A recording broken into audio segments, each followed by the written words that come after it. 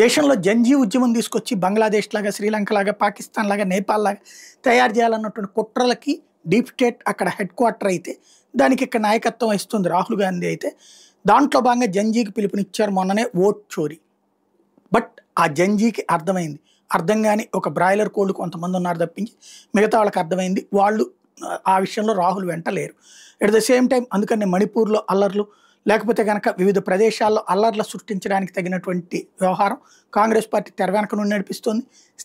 మొన్న లడఖ్లో జరిగినటువంటి దానికి రాహుల్ మద్దతు ఇవ్వడం విచిత్రం. ఏంటి లడఖ్లో అడిగేటటువంటిది దానికి అక్కడ రాష్ట్ర ప్రతిపత్తి ఇవ్వడంతో పాటుగా 6లో తీసుకురావాలి రాజ్యాంగంలోని, దానికి కమ్యూనిస్టులు మద్దతు ఇస్తున్నారు, కాంగ్రెస్ మద్దతు ఇస్తుంది. అంటే ఏంటి, మళ్ళీ ఒకప్పుడు ఆర్టికల్ 370 తరహాలో దాని ప్రత్యేక ప్రతిపత్తి, అక్కడ ఇంకెవరు బతకడానికి వీలు లేకుండా చేయడం, తద్వారా వాళ్ళని అట్లాగే ఉంచి ఎదగకుండా చేసి దాన్ని నాశనం చేయడం, భారత్కి వ్యతిరేకంగా చేయడం, ఈశాన్య రాష్ట్రాలను అట్లాగే సుదీర్ఘకాలం పాటు చేసుకొచ్చారు.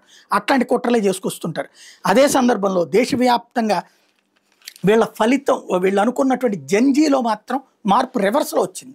వీళ్ళు చేస్తున్నటువంటిది ఏదైతే నేపాల్లో కానీ వీటిలో జంజీని ముందు పెట్టి తెర వెనకాల ఉగ్ర కార్యకలాపాలు నడిపారు, అక్కడ హింస నడుపుకొచ్చారు.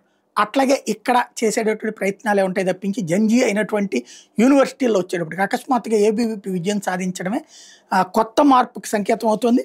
అయినా సరే అక్కడ కూడా గొడవలు సృష్టించేందుకు నిన్న కూడా జేఎన్యూ దగ్గరన ఏదైతే ఏఎస్ఏ, ఎస్ఎఫ్ఐ, డిఎస్ఎఫ్ వీళ్ళందరూ కలిసి సబర్మతి టీ పాయింట్ దగ్గర విద్యార్థుల మీద దాడి చేశారన్నటువంటి ఆరోపణలు పెద్ద సంచలనం సృష్టిస్తున్నాయి. చెప్పులు చూపించడం, రాళ్లు విసరడం, దోషణ నినాదాలు చేశారు. బట్ ఏబీవీపీకి సంబంధించినటువంటి వాళ్ళు కావచ్చు, హిందుత్వవాదులు కావచ్చు, ఏమాత్రం వాళ్ళ ట్రాప్లో పడకుండా బాధ్యతగా వ్యవహరించారు.